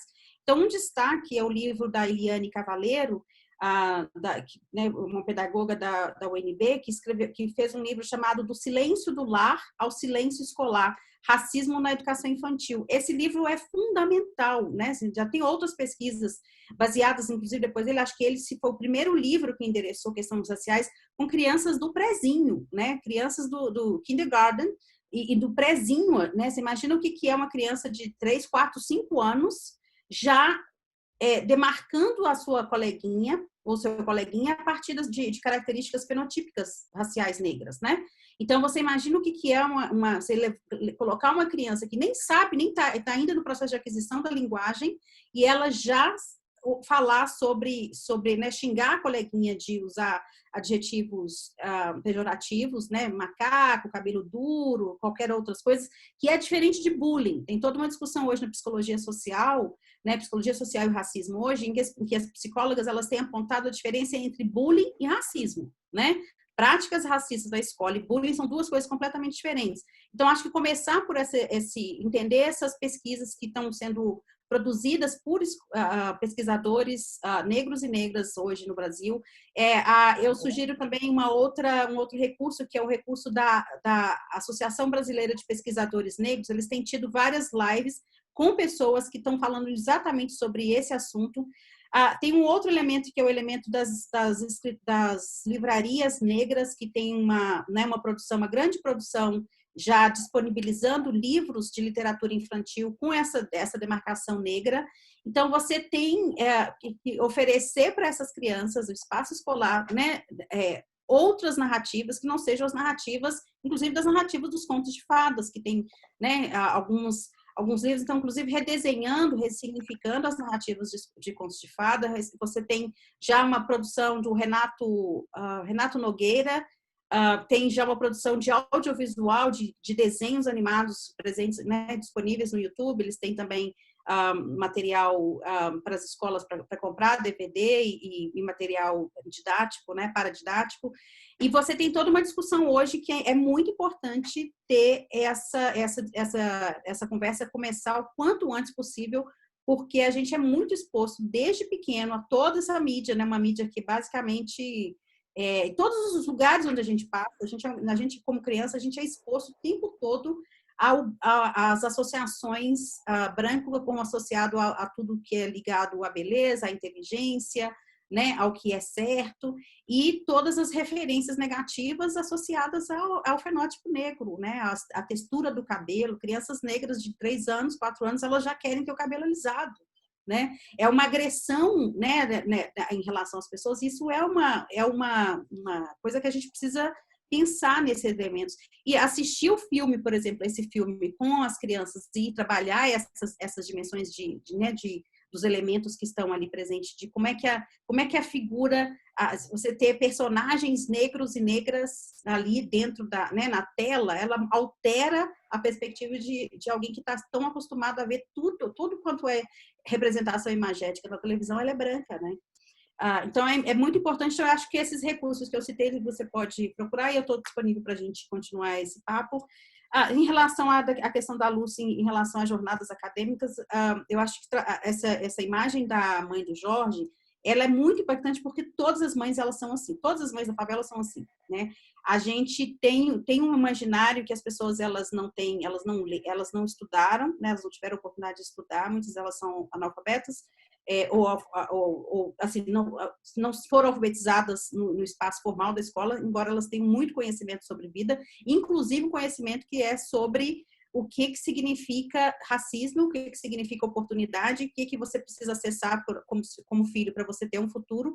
Daí essa dimensão da ideia da universidade ser tão importante, né? Tem algumas mães que, por exemplo, elas nunca leram um livro, né, um artigo, nunca participaram de uma atividade sobre a questão racial, mas elas sabem que o racismo fere seus filhos, né? Uma mãe, por exemplo, nas comunidades de favela, quando o filho sai, ela vai falar assim: você está saindo com a identidade? A gente não pode ir na esquina sem identidade na favela, porque você pode ser se barrado, né? Se tomar uma geral, né? Se acontecer uma situação de você encontrar a polícia. Então, as mães sabem que se você não tiver com uma carteira de identidade, e alguns no passado pediam até a carteira de trabalho, você tem que andar com o documento de identificação se você for na esquina, simplesmente porque a polícia pode achar que você é bandido, porque você não está ali com a identificação. Então, todas as mães, elas não têm, às vezes, a linguagem para discutir racismo, como a gente discute né, academicamente, mas todas sabem que se você estudar nessa escola de branco, nessa escola majoritariamente, que nos Estados Unidos é WPI, né, White Predominantly, PWI, Predominantly White Institution, que são as instituições que majoritariamente estudam pessoas brancas e pessoas da elite da cidade. E o Colégio Marista era uma situação parecida, né, embora tinha com alguns casos de bolsa, mas era essa relação. Então, ela sabe, se você estudar naquela escola, se você depois fizer a faculdade, você vai ter uma vida melhor do que a minha. Você vai sofrer menos, você vai ser menos que é essa ideia de classe, que é uma conexão com a ideia de classe, de que se você tem a mobilidade econômica, você não sofre mais racismo, o que absolutamente, né, todas as pesquisas sobre as questões raciais já derrubaram essa tese de que quanto mais a gente, aliás, às vezes até o contrário, quanto mais acesso econômico, mais mobilidade econômica a gente tem, a gente enfrenta o racismo até às vezes mais, porque a gente começa a ver, né, e vai aprendendo e começa a ver. Nenhum dos meus títulos, por exemplo, nenhum dos meus títulos acadêmicos, olha que eu sou uma das poucas pessoas, né, imagina que de comunidade de favela eu sou uma das poucas pessoas a ter feito, né, estudos no exterior, ter feito na melhor universidade do Brasil, na USP, ter feito todas essas coisas, falar outro idioma. Isso não me isenta em absolutamente nada do ponto de vista de racismo. Eu não tenho, né, se eu não tenho a credencial de sair em nenhuma loja e as pessoas acharem que eu não tenho dinheiro para comprar e, né, e me oferecer o produto menos, né, o mais barato. E as pessoas, eu estou andando, as pessoas nunca imaginarem, né, que eu estou ali porque eu estou fazendo alguma coisa. Então, eu sou sempre tratada fenotipicamente. Então, economicamente, tanto faz se eu moro, né, tanto faz se eu moro na favela ou se eu moro no bairro, sei lá, né, no Santo Antônio, aqui em Belo Horizonte, porque a marca, né, o fenótipo, eu sou identificada primeiramente com o fenótipo. Então, a jornada acadêmica, ela é importante porque a gente vai assim, aprendendo a navegar, né, usar a educação a nosso favor como uma ferramenta antirracista, mas a gente não pode ter, como a mãe do Jorge tinha, e como as mães, né, a mãe do Jorge, ela é um exemplo de mães que tinham esse olhar, ou que algumas pessoas que têm, achando que se você é negra, se você tem um título acadêmico, se você estuda, se você se forma, se você tem uma mobilidade acadêmica, você vai sofrer menos. Você sofre menos aperto econômico, né? Mas você também vai ter outras situações, porque às vezes você vai receber menos, né, menos do que seu colega branco, né? Você vai ter menos oportunidade de trabalho que seu colega branco tendo as mesmas credenciais, os mesmos títulos, né? Os mesmos certificados aí legitimados da vida. Então, acho que essa conexão que a Lucy me pede, essa dimensão de raça e classe que está ali naquele discurso dela, né? Que é um discurso que é presente, mas que ele já demonstrou que a gente, né, ele já caiu por terra, porque todas as pessoas, especialmente hoje que as pessoas estão entrando na universidade, mais negros, né, mais pessoas negras, mais pessoas de comunidades de favela ou de periferias que não são favelas, mas que são outros tipos de periferias, indígenas, brancos, pobres, todas essas pessoas estão entrando e talvez com uma mínima mobilidade acadêmica, uma mínima mobilidade de classe, mas do ponto de vista de raça a gente avançou muito pouco, né? Obviamente que a gente tem outros elementos, né? Você tem no filme uma série de coisas com a dimensão do cabelo, né? O cabelo hoje em dia é um fator muito importante não é só hoje em dia, mas ele viralizou um pouco mais. Você via lá nos bailes blacks, que estão lá no filme, aquele baile, né, aquele baile soul lá, né, em que o Rock aparece e confronta o rapaz, e ali que dá início a uma briga que ele vai depois matar o Brown. Essa dimensão, e vocês vão ver, inclusive, que aquilo ali, naquele momento, inclusive, está ligado a essa dimensão do movimento Black is Beautiful dos Estados Unidos, né? Porque se vocês lembrarem do filme, a camisa do Jorge, a camisa que quando o Brown morreu, ele, né, toma o tiro, ele estava ouvindo ele estava ouvindo James Brown, e ele estava com uma camisa do Brown, né, do James Brown no peito, que era toda uma conexão com esse movimento do Black Soul, né, da música negra nos Estados Unidos também, que estava acontecendo aqui. Então, as dimensões de raça e classe, elas mostram esse elemento de não interessa quanto a gente faz, não interessa quantos diplomas, quanto eu estudo, a única coisa que me salva é não entender esse lugar e entender essa dimensão de que a educação, ela me serve para eu continuar sendo uma pessoa, né, que luta, né, que implementa uma luta de racismo em qualquer lugar que eu esteja, seja nos Estados Unidos, em qualquer universidade nos Estados Unidos, em qualquer universidade no Brasil, em qualquer lugar. Se eu deixar o discurso de sedução de classe, né, de mobilidade, de você falar idioma, de você ficar, né, achar que isso aí já te coloca numa situação privilegiada, logo vem alguém e vai te tratar como, né, com racismo, e aí você vai dizer assim, wait a minute, né, peraí. Mas, então, acho que a sua pergunta é muito apropriada porque me deixa trazer essa dimensão de raça e classe que é tão importante nesse filme, e é importante a gente tirar essa dimensão de que títulos, né, que jornadas acadêmicas com esses privilégios, eles salvam a gente do racismo, eles nos salvam, eles nos dão talvez mais instrumentos para lidar com eles, mas ainda assim, todo dia quando você acorda, você precisa sair de casa, né? Você sai de casa como um ser humano, né? E de repente você encontra situações que te remetem, te lembram de novo. Não, você não é só um ser humano, você é um ser humano negro, você é uma mulher negra, e aí você precisa. E se você tem um fenótipo com cara de pobre, aí você é né, a mulher negra com cara de pobre. Então não tem saída. Não tem saída e não tem sedução pra gente, né? A gente tem essa condição. Tem gente que se seduz, né? Tem os que têm a sedução e que acreditam que basta acessar a classe, né, mobilidade econômica, que já estão, né, seduzidos pelo espaço da classe média, por espaços brancos, mas aos que entendem que a questão de racismo ela é global, e onde quer que ela esteja, a gente vai né, precisar ficar muito atento e né, pegar a educação como um meio, mas não achar que a educação resolve tudo, né? E acho que o Rogério não faz pergunta para mim, né? Então, a minha parte. Gente, 1 hora não dá para discutir essas coisas. Maria Zenaide queria falar alguma coisa no bloco anterior, não teve oportunidade. Tem também eu queria falar Ana Cláudia, também está querendo falar alguma coisa. A Josimeire também vai fazer algum comentário. Vocês querem? Posso falar agora ou eu espero as falas de quem quer falar agora? O que você diz, Anne? Espera o pessoal falar para dar vez para a Josimeire. Temos como meia, assim, já passamos o tempo, mas continuamos com as conversas. Eu quero que todos os estudantes falem, mas eu também quero ouvir Rosimeire. Talvez, Rosimeire, seus comentários vão ser... você quer receber as perguntas e incorporar na sua resposta, ou você prefere responder primeiro?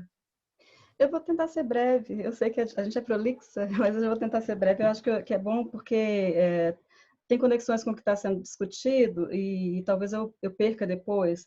É só acrescentar, né, tomando as questões sobre educação que foram formuladas, com relação à educação infantil, só uma sugestão breve, assim, acrescer ao que a Silvia já sugeriu, né, para Lucinéia, no site do Gueledés tem vários textos sobre educação antirracista, inclusive sobre educação infantil. A gente vai está estreando uma coluna, nós dos historiadoras negras, estamos estreando uma coluna, estreou essa semana, toda quarta-feira vai sair com textos que conectam as produções historiográficas mais recentes em textos que são a ideia de fundir, né, essa produção, que está ausente ainda dos livros didáticos, por exemplo, e tornar ela mais acessível. Então, vai ter conexões lá, por exemplo, com a legislação, indicações mais precisas para que tipo de série, enfim, é um canal interessante para pesquisar também, para ter essa atualização, se interessar para você, eu acrescentaria. Mas eu queria retomar, assim, que a gente está falando, tanto a pergunta que a Lucy fez, quanto a que a Lucinéia fez, nos trouxe, enfim, que elas nos trouxeram, a gente está dizendo, então, de racismo estrutural e da centralidade desse racismo estrutural e de formas de como... A pergunta de Lúcia me inspirou a pensar muito sobre isso, né?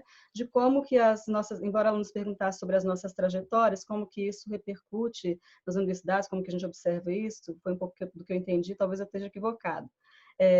Mas eu acho que a gente está dizendo, não de trajetórias individuais, né, naturalmente, mas nos permite dizer sobre a educação como um campo de desconstrução do racismo estrutural. E aí não é de uma maneira, como é que eu vou dizer assim, ingênua que eu estou dizendo isso. Eu estou dizendo, por exemplo, de que essas experiências que a Silvia está relatando, né, de que na vida cotidiana, as nossas mães, né, sempre souberam lidar com o racismo de um jeito ou de outro, mesmo sem saber nomeá-lo.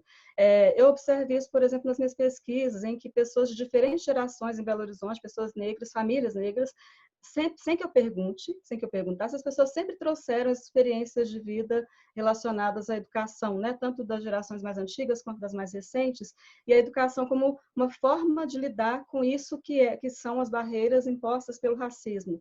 Embora eu também não tivesse perguntado para essas pessoas, me contem casos de racismo.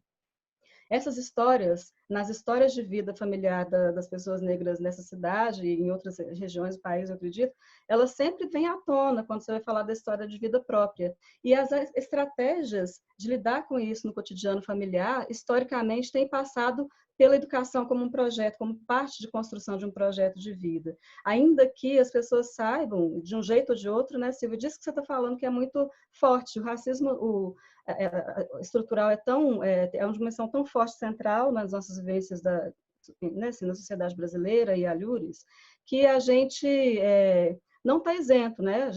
Nós sofremos racismo independente dos espaços em que a gente está. A Silvia falou bem isso.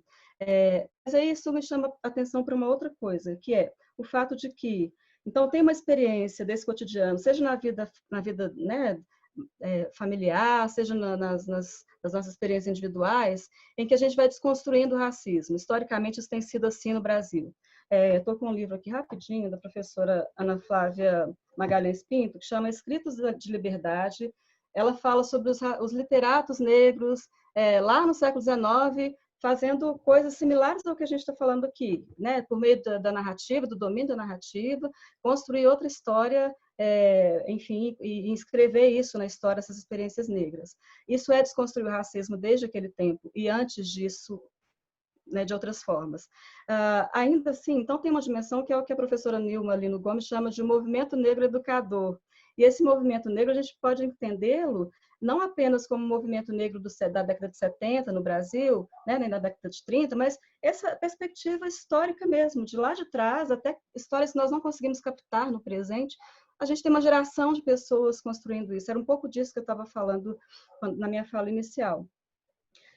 No entanto, então a gente tem assim, quase 500 anos de pessoas protagonizando essas transformações, construindo o que há de mais avançado nas experiências de cidadania e de democracia no Brasil, porque interpretam isso a partir dessa experiência também do racismo, de como superá-lo.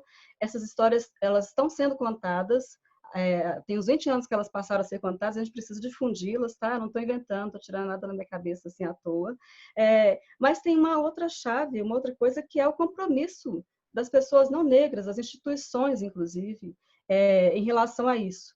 Então, por exemplo, se a nossa presença na universidade tem contribuído também nesse espaço para transformá-lo, no caso das experiências brasileiras, o desembranquecer das universidades, e ainda com muito enfrentamento, e ainda com muita coisa por construir, tem ainda uma coisa que é assim, as pessoas que não sofrem racismo entenderem o quão responsáveis elas são, tanto individualmente quanto coletivamente, e se proporem a construir isso de uma maneira diferente, né, assim, do que tem sido feito até então.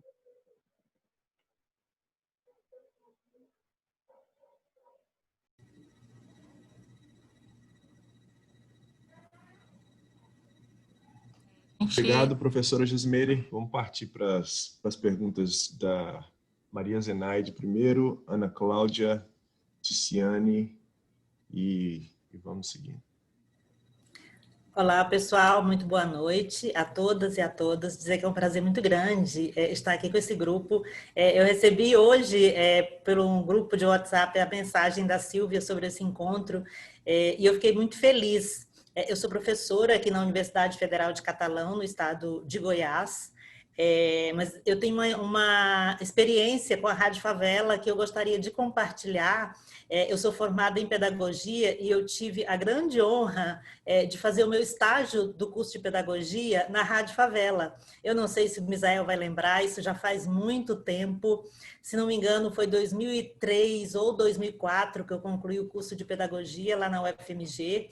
E eu lembro que na época, quando eu soube que a Rádio Favela é uma rádio educativa, eu procurei a coordenadora do estágio e falei, olha, eu posso fazer o meu estágio lá na Rádio Favela? Ela falou assim, mas como assim? Teria que ser numa escola. Falei, bom, o estágio não tem que ser num espaço educativo? A Rádio Favela não é uma rádio educativa? Eu quero fazer o meu estágio lá na Rádio Favela, eu quero aprender como é que esse grupo está pensando ou está discutindo educação, qual a dimensão educativa que tem nessa rádio, enfim, construir toda uma justificativa. Eu e uma colega que na época morava lá no aglomerado da Serra, mas para nossa sorte também a nossa orientadora era a professora Nilma Lino Gomes, que a gente sabe que é uma grande referência no estudo das questões raciais aqui no Brasil, né? Então a Nilma de cara abraçou a nossa proposta, e eu me lembro que quando a gente foi com a proposta para o Misael, ele ficou meio assim, mas como assim? O que vocês querem fazer aqui afinal? Como é que é essa história de fazer estágio? E assim, para mim foi uma das experiências educativas mais ricas que eu tive a oportunidade de vivenciar, né? Então, eu gostaria de dizer que eu acho que é assim que se constrói uma educação antirracista. Não dá para se fazer essa educação apenas nos limites de uma escola que é uma escola racista. Ela já era assim quase 20 anos atrás, quando eu me formei, mas infelizmente a escola brasileira ainda é uma escola pautada em valores extremamente racistas. As crianças sofrem racismo na escola, os jovens sofrem racismo na escola. Então, eu particularmente acredito muito no potencial educativo de iniciativas como essa, né? Então, dizer que eu estou muito feliz de estar aqui, de reencontrar algumas pessoas com quem eu convivi algum tempo em Belo Horizonte, em outros espaços, né? E dizer para o Misael que a alegria que eu acompanho sempre, assim, de longe a rádio, né? Pela internet, as notícias, que também, gente, a Rádio Favela recebeu muitos prêmios, né? Tem muitas matérias em jornais, em revistas. Então, quem tiver a oportunidade de aprender mais sobre que educação é essa que se faz para além dos muros da escola, eu acho que a Rádio Favela, não é para a gente, não só para quem é de Belo Horizonte, mas eu vejo pessoas do Brasil inteiro falar dessa experiência e se referir à experiência da Rádio Favela como um exemplo de luta para a juventude negra brasileira, né? Então, só para dizer que é muito orgulho mesmo de estar aqui, de conhecer essa experiência de perto, né? E dizer que eu sou hoje uma educadora melhor graças a essa experiência que eu conheci e com quem eu tive o grande prazer de aprender muito em Belo Horizonte. Forte abraço para todo mundo. Muito obrigado. Ana Cláudia, por favor. Oi, pessoal. Muito obrigada pela conversa, estou adorando.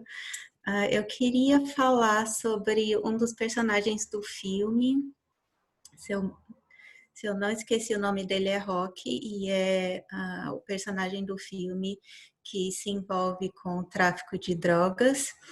E meu pedido é para que vocês falassem um pouco mais sobre a criminalização dos negros no Brasil e o encarceramento da população negra também. Eu gostei muito desse personagem no filme porque, de certa forma, humaniza as pessoas que precisam sobreviver de outras maneiras, né? Então, não é qualquer um, não é um monstro, é uma pessoa que tem amigos e que, de certa forma, tenta até contribuir com a comunidade. Eu sou da periferia de São Paulo, de Cipó, em Bugaçu, perto do Capão, e, bom, é um prazer escutar vocês. E minha pergunta é justamente porque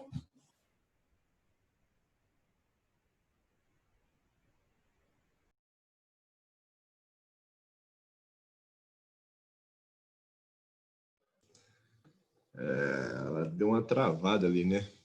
Silvia ou Josemary, qualquer uma de vocês que quiser pegar essa pergunta.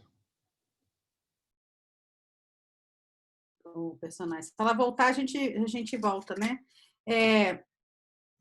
Eu não tinha mencionado, quanto eu fiquei emocionada com a Gabriela, e agradecer por esse depoimento lindo dela sobre, né, assim, reforça a luta da gente quando a gente vê uma nova geração já atenta e engajada, assim, né? É uma responsabilidade grande. A Jussi fez um comentário aqui sobre, em algum lugar, sobre, acho que logo depois que a Gabriela é de Salvador, então a Jussi é a coordenadora de Steve Biko, que é um projeto em Salvador, né, o Instituto Cultural Steve Biko, que fala sobre essa questão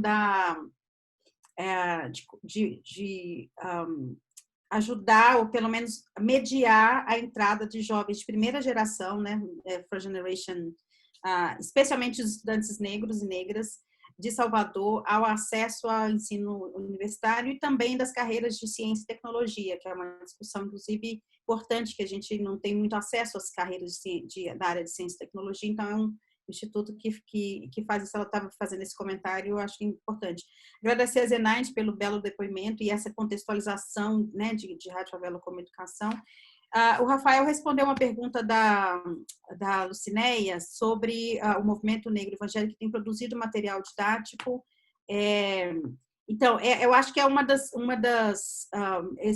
esse tema da religião, ele está presente no filme de uma forma que é muito interessante, porque se vocês lembrarem dos 4 personagens, você tem o personagem do Jorge, o personagem do Roque, o personagem do Brau e o personagem que são, né, os que ficam ali. E qual é o do Nerimar mesmo? Qual é o nome dele? Ezequiel.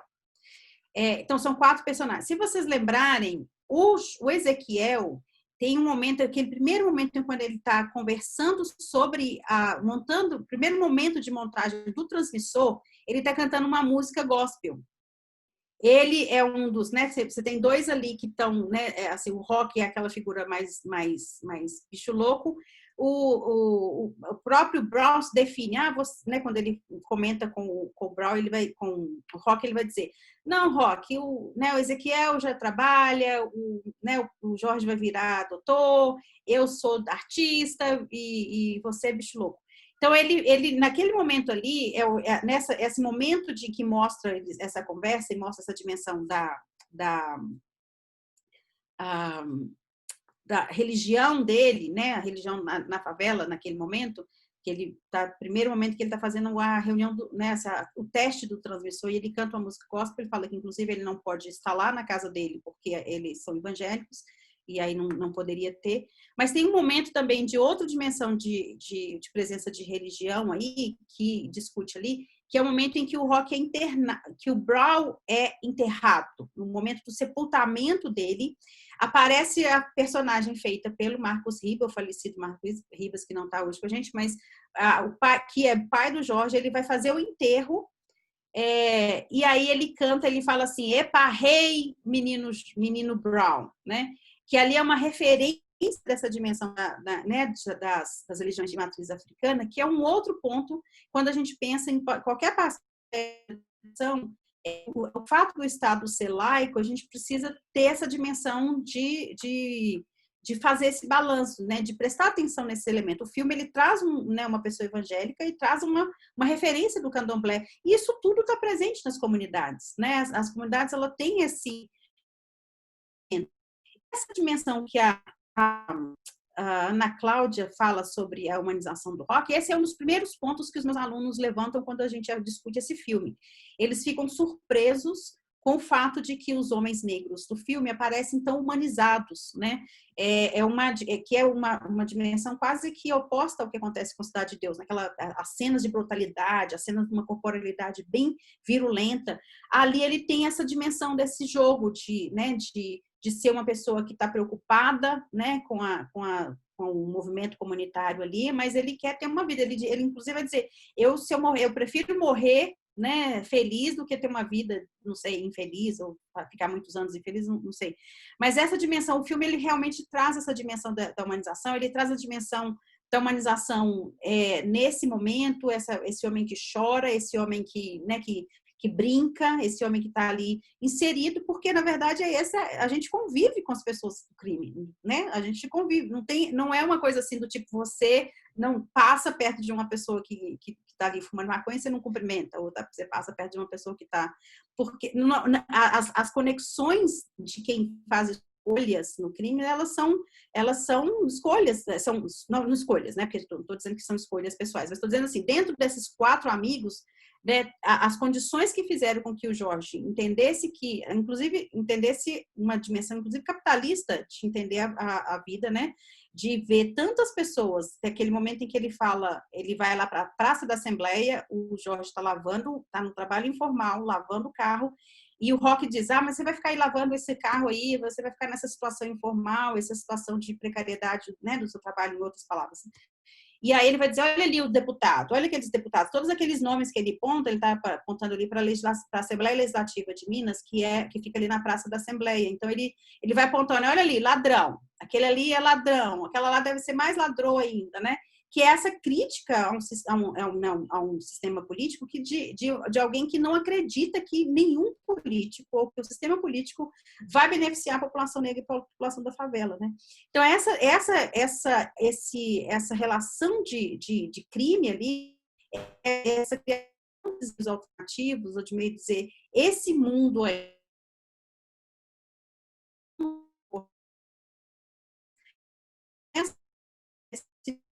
Agora, o que eu acho que é importante entender naquele momento, nesses diálogos dos 4 personagens, é que o filme, ele finalmente mostra 4 pessoas que são pessoas que existem na comunidade, né, no lugar. Tá instável, né? Elas existem, são pessoas... É o técnico de eletrônica, é o cara que tem um conhecimento técnico sobre um assunto, né? Você tem o cara que é o artista, o Brown já traz toda essa dimensão da corporalidade, né? Essa dimensão da capoeira, da performance, do spoken words, né? Do sarau ali, ele, né? Da música, essa musicalidade no corpo ali. E ele tem essa pessoa que é essa figura que é meio séria, mas meio brincalhona, mas que tem um projeto político ali, né? Ele tem uma perspectiva de montar a rádio. E o cara que vai pelo caminho das drogas. Então, não é só o discurso de que todo mundo é liderança comunitária, nem todo mundo é só artista, nem todo mundo é só, né, tá lá envolvido com o tráfico de drogas. Então, é uma perspectiva muito presente do que é realmente uma dimensão da realidade da comunidade, né? E se vocês prestarem atenção no filme, o filme ele traz esse elemento do encarceramento, porque todos os homens que estão presos são negros, né? Ele traz esse elemento do encarceramento e ele traz também um outro elemento que é o Jorge, o tempo todo ele vai falar, mas ao invés de dar tanto dinheiro para a polícia, né? Por que não alimenta as escolas? Por que não financia projetos, né, sociais? E ali ele está fazendo uma conexão direta com o que o Black Lives Matter tem discutido hoje, que é essa discussão de vamos pensar aí esses financiamentos, né, o quanto o Estado gasta com o aparato policial, né, que nos Estados Unidos o nome vai ser Defund the Police, né, que não é só tirar o dinheiro da polícia, mas é redistribuir esse dinheiro para que outros recursos, né, para que outras situações na comunidade recebam mais fundos. Então, essa dimensão de que o Estado, às vezes, ele investe nesse aparato de repressão, e como uma das formas mais eficazes da sua atuação, ele assim, entra nessa dimensão de que o Josi lembrou, assim, tem o racismo, ele estrutura a sociedade de tal forma que as pessoas, elas são empurradas, elas, né, assim, há uma dinâmica social que empurra as pessoas para a informalidade, empurra as pessoas para a criminalidade, empurra as pessoas para fora da escola. Então, você cria, toda uma estrutura. Você vai para a escola e você não entende aquele conteúdo que tá sendo falado lá. Um conteúdo extremamente colonizado, um conteúdo que não te representa, que você não se vê ali. Então, você já tem esse elemento. Quando você vai para um outro perfil né? Então, você tem a escola pública de sucateada e você tem acesso a uma escola particular cujo conteúdo não te seduz, ou o conteúdo não diz nada sobre você. Você tem essa dimensão da informalidade, você tem uma polícia que vai, né, você imagina que aquele momento que eles estão no parque com as namoradas, a polícia chega e só porque eles estão no espaço público, são corpos negros no espaço público, e eles são abordados pela polícia e ainda são xingados, porque eles recebem nomes, né, adjetivos pejorativos ali naquele momento. Então, há toda uma estrutura, né, de uma marca estruturante, né, na sociedade, que ela faz com que essas ações racistas, elas criem as condições para que as pessoas, elas sejam, né, passem por esses elementos. Os homens vão direto para o encarceramento, eles são encarcerados em massa, né? Ali não tinha nenhuma outra pessoa de outro fenótipo, né? E você tem todas essas lógicas das mulheres negras e das crianças dentro dessa perspectiva de serem consumidos por um tipo de sociedade que estrutura nas suas entranhas uma forma de ser que não permite avanços, né, tão significativos. Então, acho que o filme ele realmente traz, assim, cada cena dele tem uma coisa ali que a gente pode estar conectando com uma perspectiva mais ampla, né? Mas eu acho que tô com medo da gente ter mais coisas aqui. Rapidamente, assim, sobre a criminalização, só um acréscimo, né? A gente está falando o tempo todo de continuidades e de diferenças aqui, mas para historiador, continuidade e diferença é um negócio que a gente observa muito, né? A gente teve um período no Brasil em que a gente teve africanos livres que vieram para cá com o tráfico, a legislação não permitiu o tráfico, eles chegaram no Brasil, você já deve ter ouvido essa história. Então, tem uma prática, essa prática da presunção da escravidão. Então, essas pessoas eram livres, mas o fenótipo delas, o falar, a etnia, né, porque você tinha um universo ali que as pessoas estavam falando outros idiomas, etc., enfim, outras culturas, essas pessoas não poderiam transitar no espaço público, elas eram escravizadas, assim, é a presunção da escravidão. A gente tem o direito brasileiro hoje que fala da presunção da inocência, mas o que impera e que está intimamente ligado a esse encarceramento em massa da população negra no Brasil, como a gente sabe, etc., e com tudo que a gente está conversando aqui a partir do filme, a gente tem a presunção da culpa, né, empregada contra a população negra, especialmente contra os homens negros, né, mas não exclusivamente. Então, esse traço de continuidade a gente vê muito no filme, e aí a Silvia lembrou da cena do parque, que a gente tem lá a figura, a gente evocou aqui para falar sobre essa questão da criminalização, a figura do Rock, né, que é muito emblemática, é doloroso ver muitas coisas naquele filme. E tem a cena do parque, como outras tantas, em que a figura do Jorge, né, se insurge contra essa interdição que é dada pela presunção da culpa, porque o racismo está ali operando. E aí acho que é muito importante a gente chamar a atenção sobre essa coisa de que a canalização dessa revolta que o Jorge expressa e que o Rock expressa, a canalização por meio de não vou para a faculdade, mas eu quero fazer a rádio, e o potencial que a rádio tem de mobilização e transformação real, radical mesmo, da sociedade, porque a voz da Rádio Favela chegava onde ninguém queria, inclusive, né? Não era só entre as pessoas da favela. Alguém mencionou uma pergunta ali, deve comentar, Priscila, mas é muito emblemático isso, porque é uma interrupção justamente da voz do Brasil, dessa voz que narra o tempo todo que é a interdição, que não tem direito de existir as pessoas que têm o fenótipo, né, que lembra a africanidade, que lembra, que é remetido imediatamente à escravidão, é o lugar de subalternidade.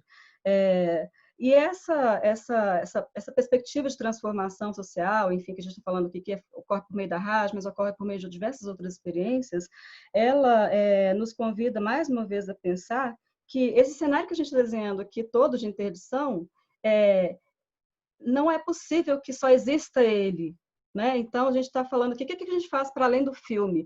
A gente está aqui num exercício muito, muito interessante, muito potente de diálogo sobre o filme, mas eu acredito que para cada um de nós, cada uma de nós aqui, isso reverbere, não é possível que não reverbere nas nossas práticas também, né? Mas era só um convite que eu queria deixar para a gente pensar um pouco sobre isso, não concluir, né? As coisas aqui não são conclusivas, e acho que tem mais questões aqui. Muito obrigado. A Tassiane está querendo fazer uma pergunta, mas antes de tudo, gostaria de agradecer a todo mundo que está presente aqui. Dá um alô para o pessoal lá de Contagem, lá. Minha irmã acabou de entrar aí, a Maíra Paiva. Tassiane, por favor. Boa noite, todo mundo. Eu me chamo Ticiane, moro em Salvador, na Bahia. E a Silvia teve falado durante toda a discussão bastante sobre as escolas, no caso, que são elitizadas, as escolas particulares aqui no Brasil, que tem um ensino, assim, o particular fornece um ensino melhor do que o público, e sobre as universidades públicas. E me veio muito na cabeça assim, uma experiência que eu estou tendo, eu não tenho como contar ainda o resultado final para vocês, mas eu espero que consiga futuramente. Mas desde menor, hoje eu tenho 16 anos, e estou no 2º ano do ensino médio, e desde que eu sou menor eu penso em cursar medicina. Um curso que é elitizado, tido para elite branca, que é muito caro, e que eu só tenho condições de fazer se eu passar na universidade pública. Ou seja, uma preta passando na universidade pública em um curso que é tido de brancos. Tido, né, entre aspas. Porque foi feito para a elite branca, vamos dizer assim. E ainda mais agora, que infelizmente com o atual momento político do Brasil, a educação está se tornando um tipo de baderna. Os nossos políticos estão tratando a educação como uma forma de baderna e querendo privar para a elite, principalmente as universidades públicas. E aí me veio muito na cabeça quando a Silvia começou a falar do Marista, dessas escolas que são elitizadas. Aqui em Salvador, desde que eu sou menor, eu vejo, por exemplo, as publicidades que eles fazem. Primeiro lugar na Baiana em medicina, primeiro lugar na UFBA, quem estava lá? A filha do deputado, o filho do deputado, enfim, uma pessoa que tem um grande cargo, ou algo do tipo, uma pessoa branca. Por mais que uma preta passasse, eles sempre deixavam anunciando uma pessoa branca. E eu ficava me perguntando muito, quando era menor, será que eu vou conseguir passar? Será que é só um sonho? Ou será que eu tenho capacidade de passar? E aí, desde que eu entrei no ensino médio, eu parei de pensar assim, será que eu consigo? E comecei a pensar assim, eu vou conseguir. Então, a forma com que vocês estão falando hoje na reunião está me deixando... me motivando cada vez mais e tá fazendo com que eu me sinta representada, porque eu estou vendo aqui pretos e pretas que conseguiram, que hoje eu considero assim pessoas extremamente muito inteligentes, que estão lutando pelos sonhos delas e almejo muito conseguir o meu e contar futuramente para vocês. E quero também agradecer muito pela reunião de hoje, essa roda aqui de conversação foi muito perfeita. Obrigada, Silvia. Eu sou muito grata por ter te conhecido. Você foi fazer uma palestra lá no colégio que eu estudo e por ter mandado o convite para o meu professor e me passado. Obrigada a todos. Um beijo.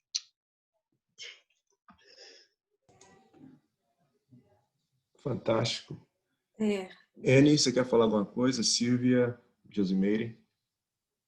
Eu acho que ASUS, você tinha uma pergunta faz tempo, então queria dar o espaço se você quer falar.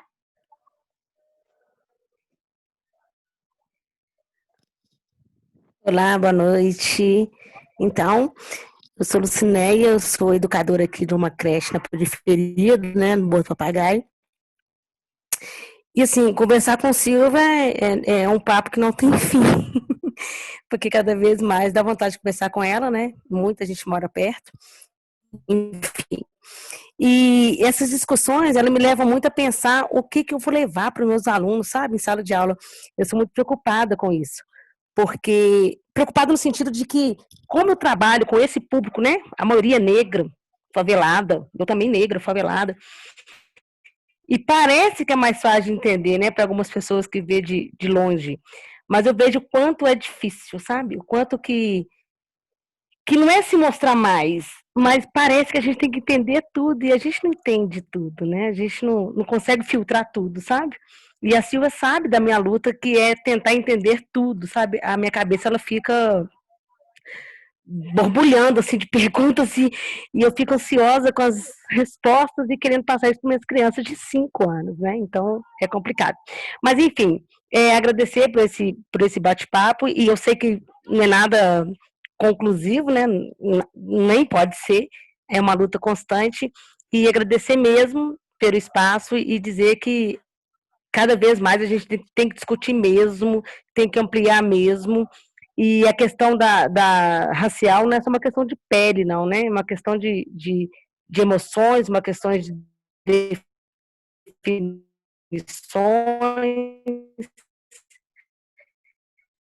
né? E essa questão é muito ampla. O filme ele mostra muito para a gente essa diversidade toda, né? De religiosidade, de personalidade. E muito grata por todo o ensinamento aqui. Muito grata mesmo. Muito obrigado a todo mundo. O pessoal da produção está chamando aí para poder fechar o encontro. Eu gostaria de agradecer às professoras Silvia Lourenço, Josimeire Alves Pereira, a coordenadora do curso de extensão e intercâmbio Annie Gibson, a minha colega estudante do curso de doutorado Carolina Helena, a postdoc da Tulane também, Ana Cláudia, e todos os outros, Misael, que participou aí e apareceu para poder dar-nos o ar da graça. Se vocês quiserem continuar essa discussão e continuar falando sobre esses assuntos nessas perspectivas globais do Black Lives Matter, ou até mesmo a continuação das conversas sobre o filme, vocês podem deixar o número no chat, que a gente vai fazer um grupo no WhatsApp para a gente fazer a continuação dessas perguntas aí. Muitíssimo obrigado a participação de todo mundo. E é isso aí. Obrigada a todo mundo. Gente, obrigada quem chegou depois, acho que Vanessa chegou depois, mas eu quero agradecer o Misael que apareceu, o Rogério, todas as pessoas que vieram, Ana Elizabeth aqui da Rochester Institute of Technology, obrigada, parceira que está, né, querendo fazer algumas coisas aqui em Belo Horizonte, a gente, e Bruni, Sabrina, coração, a Ticiane, senti muita falta de não ir aí hoje, não ir aí, né, Salvador, mas a gente tem colaborado como pode para manter esse discurso. Obrigada pelo seu depoimento e força, viu? Gente, então, eu acho que a gente, como a gente tinha mencionado, não é um assunto que se esgota, é um assunto que a gente começa, ele tem um propósito de envolver os estudantes, não sei como a Anne vê, como os estudantes não participaram tanto dessa vez, se eles foram bombardeados ou se eles estão esperando ouvir a live depois, né, online, já que já vai estar online, às vezes as pessoas sentem que, depois eu vejo online e pode ser isso também, mas seria interessante, porque a gente tem uma nova sequência de lives a partir do dia 2, né, dia 2 a gente tem uma outra dessa, com essa mesma parceria, mas eu acho que a gente vai ter que fazer mais em inglês, né? A outra vai ser sobre racismo e linguagem. Os dois convidados, talvez a gente consiga fazer todo em inglês, mas a gente vai falar um pouco sobre isso depois. E depois a gente ainda tem uma sobre os 30 anos de Racionais MCs e a importância do hip hop na juventude negra favelada também, e para a construção de um discurso, uma narrativa sobre o Brasil.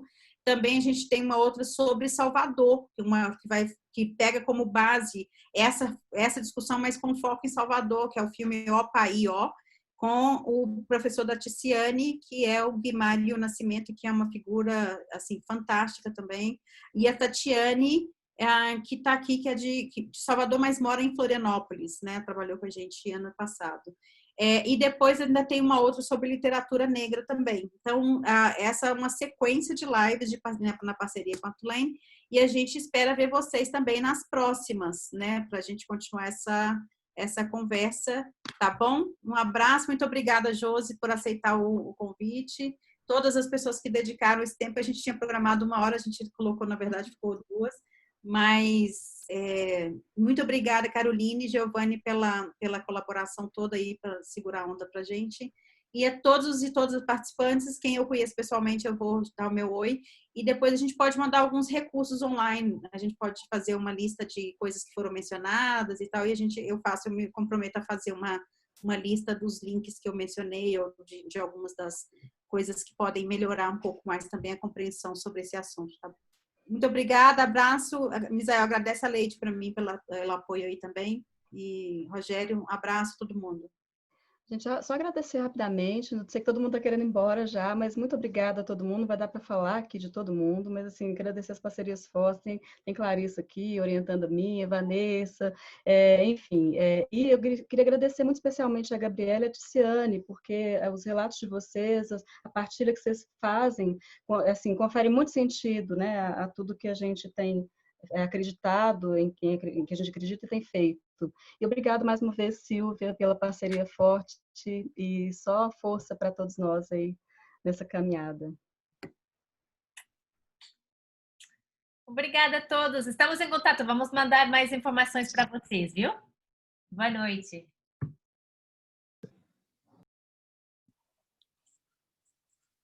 Annie, não desliga ainda não, porque não está dando para